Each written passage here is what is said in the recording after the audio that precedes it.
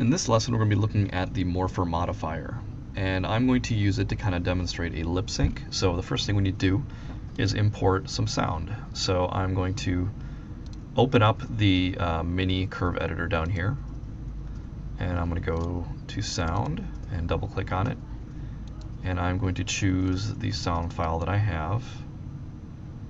Hit OK. So now when you drop that down and point to it, you see that it appears there, and it's only 60 seconds, so let's trim our project down to 60. Alright, so now that I have that, I'm going to close the mini curve editor, and now I'm going to start creating some targets for the morpher modifier to as morph targets. So I'm going to select the skin, and I'm going to go to select and move, hold down shift, grab the handle and just pull it off to the side. I'm just going to call this, you're going to rename it whatever it's going to be. So obviously if it's going to be a mouth position for a certain sound, say a letter Y, you can just call it mouth Y, or maybe if it's an expression like anger or wrinkling their nose, just kind of name it accordingly, because you're going to end up with quite a few. Typically, you know, in terms of creating mouth positions for English, you're usually going to come up with 10 to 12 different positions, but you're based on the emotion of the scene, you're probably going to want to have some other emotional expressions in there as well. I'll just call it that for now. And then what you want to do is you're going to start transforming your model. And now the way this character was built, you know, you have these handles, you have some different options on how you're going to make selections. Rather than edges, you have handles. You have vertexes as well, but you see when I click on a vertex, all those handles appear. So only use the vertex selection when you want to move the actual points, but if you want to actually affect the handles, be sure you switch over to handles, which will allow you a lot more options on how to move them. You can still move the handles a little bit in this mode, but it works a lot better if you switch over to handle selection. So, you know, from here you're going to, you know, the first sound that on my clip is the word you. So let's go back to front, and you know, I would probably want to grab these 2 points, scale it in, oops, let's switch views here.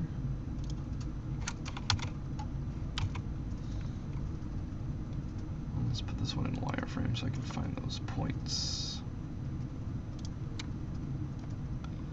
You can see that it can get quite messy in here.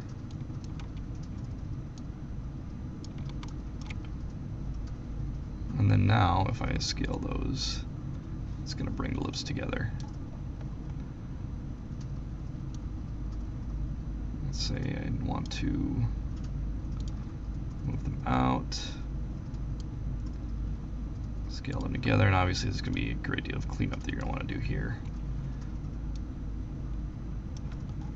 And I could grab these 2 points and these 2 points.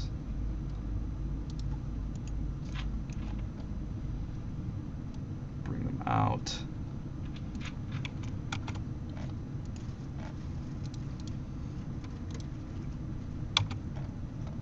So you can see we have a start. Let's go back. So, and you're going to want to create each of these based on the model. So like if you want to make another one here, just grab it, make another version of it, and let's say you want this one to be,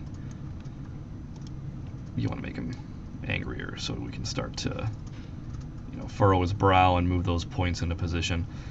So, you know, you can line them up as any way you see fit.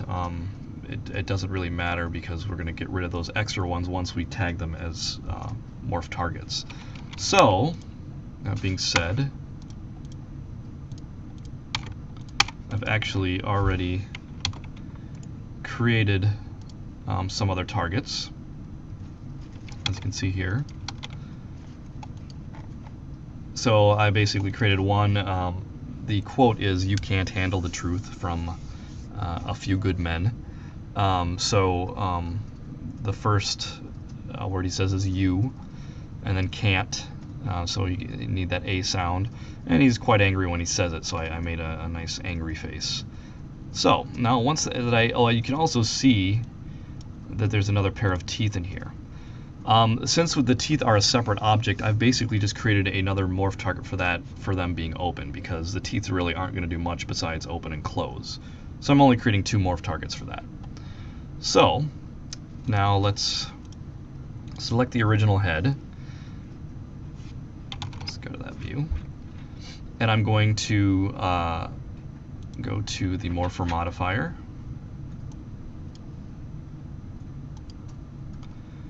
And then in here you see that I have this list of targets. So I'm just going to say load multiple targets, and I'm going to select these 3 heads that I created and hit load. And you can see that they open up on these sliders.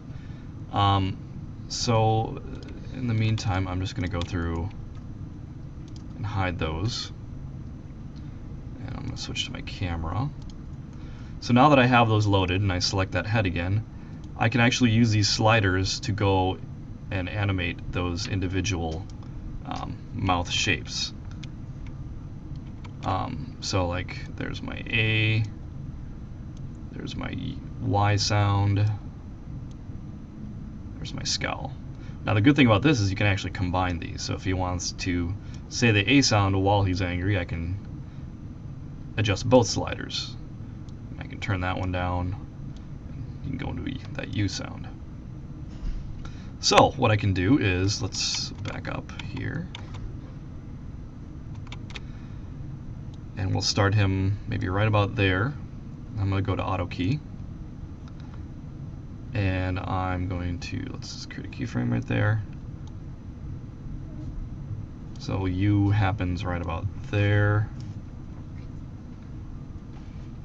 And then from there, let's see, it's probably going to furrow his brow there as well. So let's go there so he can slowly go in there. And there he's making the U sound. So now you just kind of want to keep going along. So then he says can't. So I'm going to go there and add that A sound.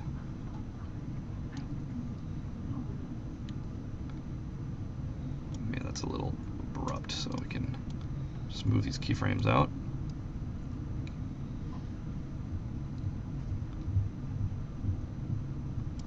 Need to bring down. So now he's saying you can't. Not quite sure if you can hear that. Probably should go back to the T. You can't. There we go. So as you can see, the teeth aren't quite working. So I'm going to go, and I have the teeth selected, so I'm going to add the morpher modifier to that.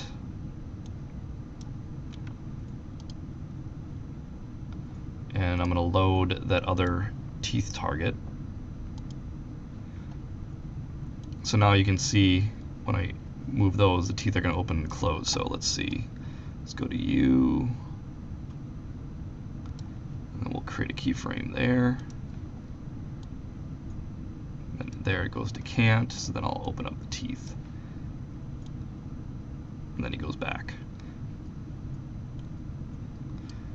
So those are the basics. And obviously, you know, when you're done, just deselect auto key. Those are the basics, but like I said, you want to be thorough and make sure, don't create any emotional, you know, obviously I don't need a happy face for this sound clip, so don't create more than you need, but make sure you have all your bases covered in terms of which mouth positions and which emotions that you need reflected in your model.